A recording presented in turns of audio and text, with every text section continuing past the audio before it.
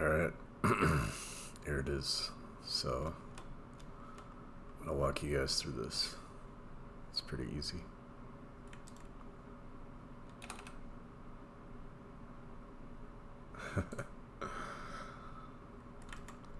Okay, so I wanted to use a character as an example, but I didn't want to, get in trouble. She has no body. So we're going to be doing it on this, and after we go over the system on this model, I'll explain how it works on a rig too.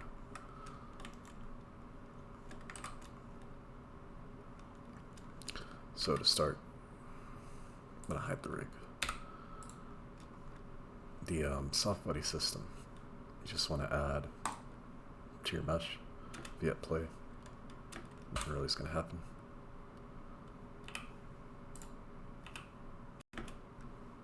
It's just going to fall, but no big deal. All you got to do is create some sort of group for it to pin to. So what I like to do is just select part of the model and grow it.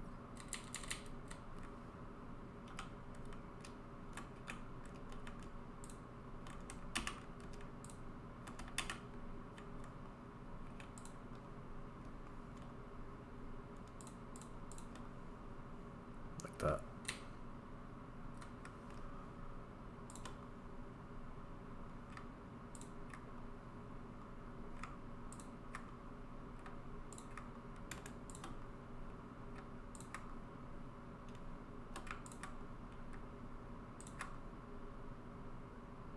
Looks good. Alright.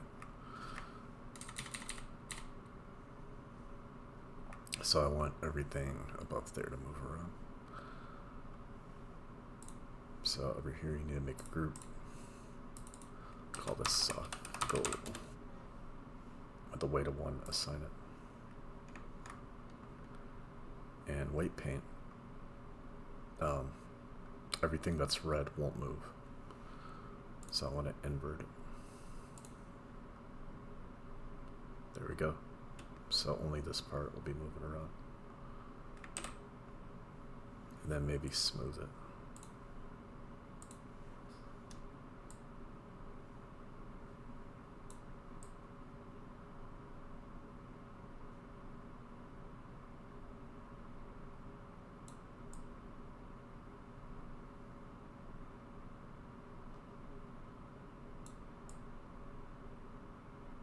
Something like that. That looks good. And in here, on the vertex group, add the goal.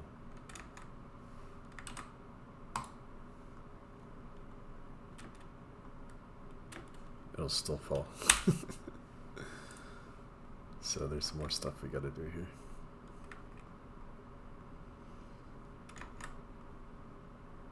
So in weights, because it's not connected, if I hit L and then move it, you see this is not connected to that.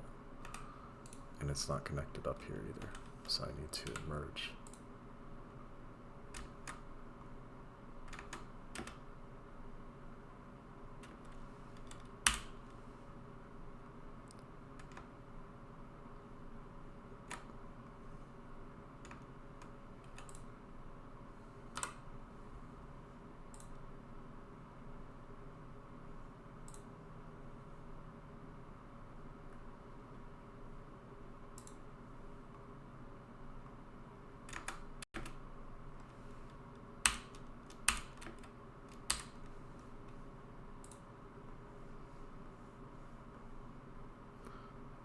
So everything above is moving.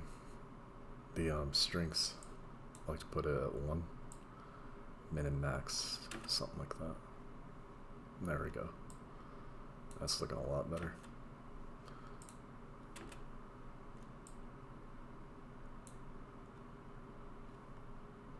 Looks pretty good. Not too crazy now. Another thing you want to do is your in your simulation steps. Just make it something crazy long. That way it never stops simulating. You don't have to, it'll be easier to reset later. So the stiffness, put it too low, it'll just go underneath. Something like that. It's pretty good. You can see it's got a little bit crazy.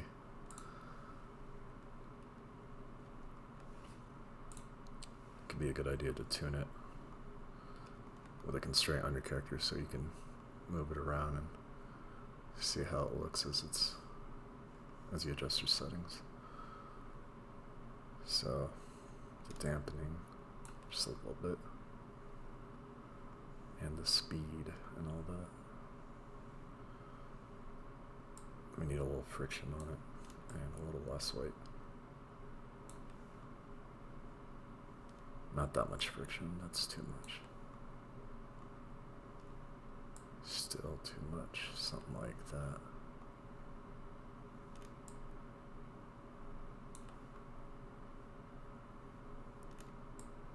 A little bit more mass. That looks pretty good, I'm happy with that.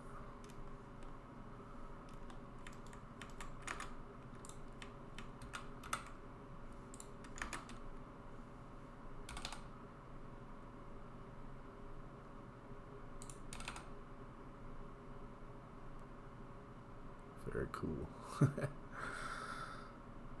So for stuff that you want to move with it, it depends. There's lots of ways to set it up. But if it's just a static mesh like this, what you can do is in edit mode, really what I want to do is select these guys down here. Select this guy to this guy, like that, or not like that. I'll just have to paint it in. It's not that bad.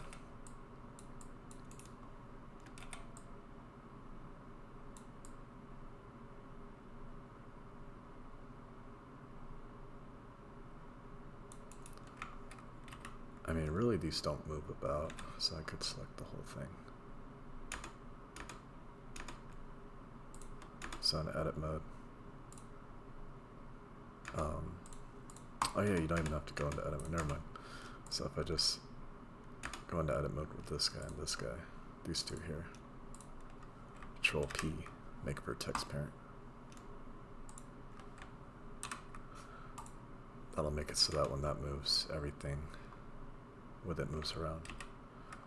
However, your transforms need to be applied. So it's already parented to the object.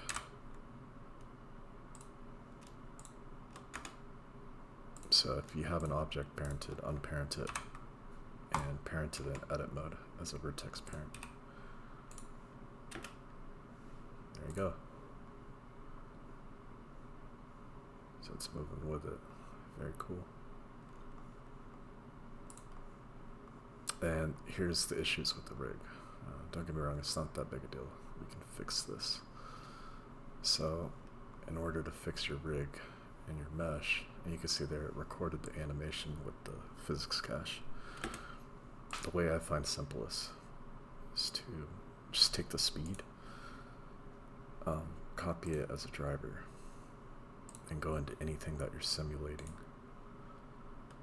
and paste that driver in there, because the speed's always going to be the same. At least for my uses, that will be the same. This will give you an easy way to reset your physics simulation.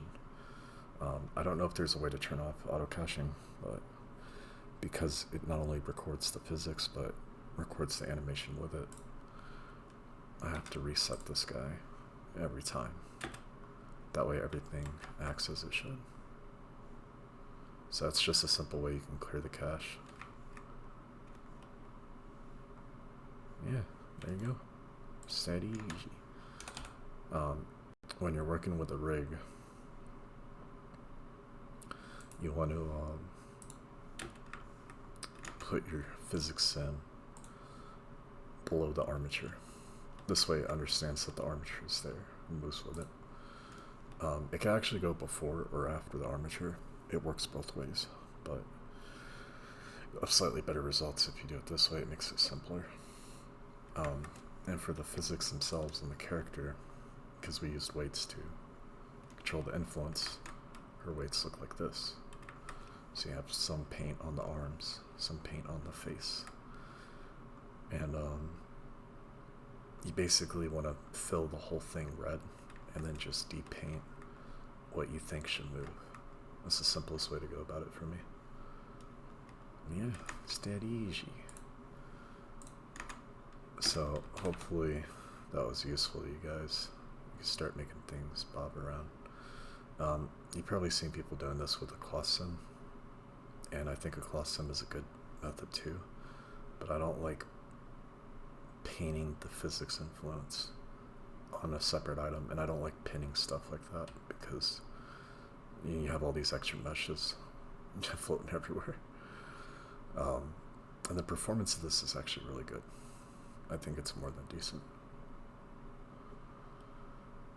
So there you go. And then the physics themselves can be painted, so you can always control the intensity of them through that.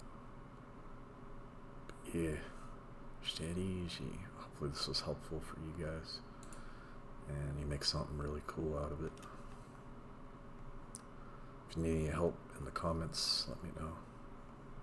But this is a pretty simple setup, not fancy, no collisions or nothing.